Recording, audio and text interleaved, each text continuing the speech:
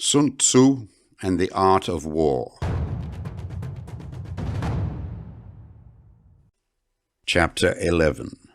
The 9 Situations.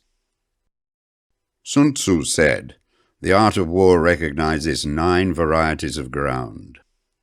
1. Dispersive ground. 2. Facile ground. 3. Contentious ground. 4. Open ground. 5. Ground of intersecting highways. 6. Serious ground. 7. Difficult ground. 8. Hemmed-in ground.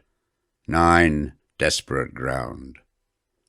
When a chieftain is fighting in his own territory, it is dispersive ground. When he has penetrated into hostile territory, but to no great distance, it is facile ground. Ground the possession of which imports great advantage to either side is contentious ground. Ground on which each side has liberty of movement is open ground.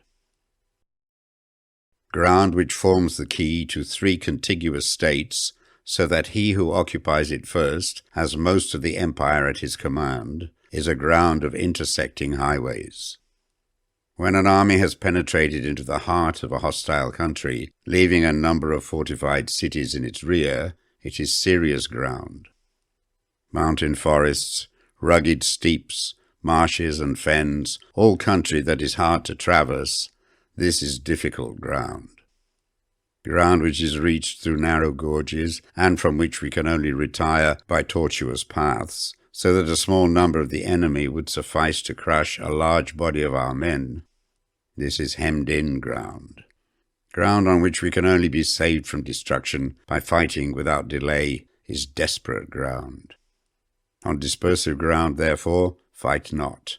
On facile ground, halt not. On contentious ground, attack not. On open ground, do not try to block the enemy's way. On the ground of intersecting highways, join hands with your allies. On serious ground, gather in plunder. In difficult ground, keep steadily on the march. On hemmed-in ground, resort to stratagem. On desperate ground, fight. Those who were called skillful leaders of old knew how to drive a wedge between the enemy's front and rear, to prevent cooperation between his large and small divisions, to hinder the good troops from rescuing the bad, the officers from rallying their men. When the enemy's men were united, they managed to keep them in disorder. When it was to their advantage, they made a forward move. When otherwise, they stopped still.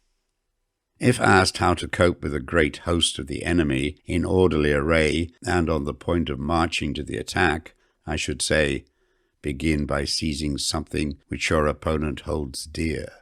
Then he will be amenable to your will. Rapidity is the essence of war. Take advantage of the enemy's unreadiness. Make your way by unexpected routes, and attack unguarded spots.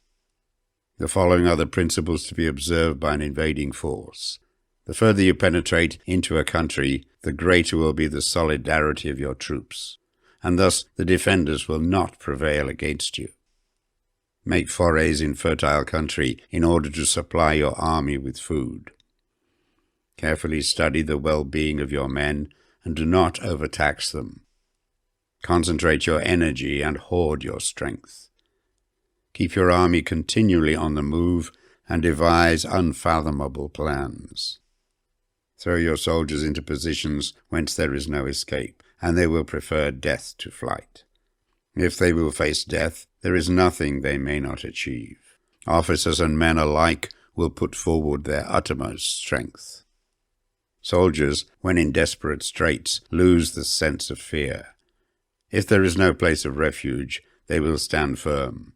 If they are in hostile country, they will show a stubborn front. If there is no help for it, they will fight hard.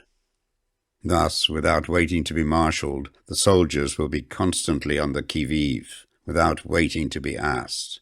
They will do your will without restrictions. They will be faithful without giving orders. They can be trusted. prohibit the taking of omens, and do away with superstitious doubts. Then, until death itself comes, no calamity need be feared. If our soldiers are not overburdened with money, it is not because they have a distaste for riches. If their lives are not unduly long, it is not because they are disinclined to longevity. On the day they are ordered out to battle, your soldiers may weep, those sitting up bedewing their garments, and those lying down letting the tears run down their cheeks. But let them once be brought to bay, and they will display the courage of a Chu or a Kui. The skilful tactician may be likened to the Shuaijian. Now the Shuaijian is a snake that is found in the Chiung Mountains. Strike at its head, and you will be attacked by its tail. Strike at its tail, and you will be attacked by its head. Strike at its middle, and you will be attacked by the head and tail, both. Asked if an army can be made to imitate the Shuaijian, I should answer yes, for the men of Wu and the men of Yue are enemies. Yet if they are crossing a river in the same boat and are caught by a storm, they will come to each other's assistance, just as the left hand helps the right. Hence it is not enough to put one's trust in the tethering of horses and the burying of chariot wheels in the ground. The principle on which to manage an army is to set up one standard of courage which all must reach. How to make the best of both strong and weak, that is a question involving the proper use of ground. Thus, the skilful general conducts his army just as though he were leading a single man, willy-nilly, by the hand. It is the business of a general to be quiet and thus ensure secrecy, upright and just, and thus maintain order. He must be able to mystify his officers and men by false reports and appearances, and thus keep them in total ignorance. By altering his arrangements and changing his plans, he keeps the enemy without definite knowledge. By shifting his camp and taking circuitous routes, he prevents the enemy from anticipating his purpose. At the critical moment, the leader of an army acts like one who has climbed up a height and then kicks away the ladder behind him. He carries his men deep into hostile territory before he shows his hand. He burns his boats and breaks his cooking pots. Like a shepherd driving a flock of sheep, he drives his men this way and that, and nothing knows whither he is going. To muster his host and bring it into danger, this may be termed the business of the general. The different measures suited to the 9 varieties of ground, the expediency of aggressive or defensive tactics, and the fundamental laws of human nature, these are things that must most certainly be studied. When invading hostile territory, the general principle is that penetrating deeply brings cohesion. Penetrating but a short way means dispersion. When you leave your own country behind and take your army across neighborhood territory, you find yourself on critical ground. Where there are means of communication on all 4 sides, the ground is one of intersecting highways. When you penetrate deeply into a country, it is serious ground. When you penetrate but a little way, it is facile ground. When you have your enemy's strongholds on your rear and narrow passes in front, it is hemmed-in ground. When there is no place of refuge at all, it is desperate ground. Therefore, on dispersive ground, I would inspire my men with unity of purpose.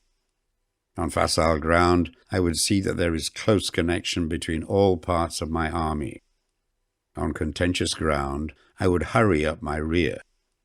On open ground, I would keep a vigilant eye on my defenses. On ground of intersecting highways, I would consolidate my alliances. On serious ground, I would try to ensure a continuous stream of supplies. On difficult ground, I would keep pushing on along the road. On hemmed-in ground, I would block any way of retreat. On desperate ground, I would proclaim to my soldiers the hopelessness of saving their lives. For it is the soldier's disposition to offer an obstinate resistance when surrounded, to fight hard when he cannot help himself, and to obey promptly when he has fallen into danger. We cannot enter into alliance with the neighbouring princes until we are acquainted with their designs. We are not fit to lead an army on the march unless we are familiar with the face of the country, its mountains and forests, its pitfalls and precipices, its marshes and swamps. We shall be unable to turn natural advantages to account unless we make use of local guides. To be ignored of any one of the following 4 or 5 principles does not befit a warlike prince. When a warlike prince attacks a powerful state, his generalship shows itself in preventing the concentration of the enemy's forces. He overawes his opponents, and their allies are prevented from joining against him. Hence he does not strive to ally himself with all and sundry, nor does he foster the power of other states. He carries out his own secret designs, keeping his antagonists in awe. Thus he is able to capture their cities and overthrow their kingdoms. Bestow rewards without regard to rule.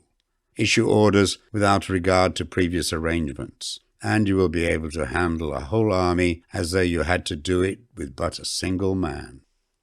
Confront your soldiers with the deed itself. Never let them know your design. When the outlook is bright, bring it before their eyes, but tell them nothing when the situation is gloomy. Place your army in deadly peril, and it will survive. Plunge it into desperate straits, and it will come off in safety. For it is precisely when a force has fallen into harm's way that it is capable of striking a blow for victory. Success in warfare is gained by carefully accommodating ourselves to the enemy's purpose. By persistently hanging on to the enemy's flank, we shall succeed in the long run in killing the commander-in-chief. This is called ability to accomplish a thing by sheer cunning. On the day that you take up your command, block the frontier passes, destroy the official tallies, and stop the passage of all emissaries. Be stern in the council chamber so that you may control the situation. If the enemy leaves the door open, you must rush in. Forestall your opponent by seizing what he holds dear, and subtly contrive to time his arrival on the ground. Walk in the path defined by rule, and accommodate yourselves to the enemy until you can fight a decisive battle. At first, then, exhibit the coyness of a maiden until the enemy gives you an opening. Afterwards, emulate the rapidity of a running hare, and it will be too late for the enemy to oppose you.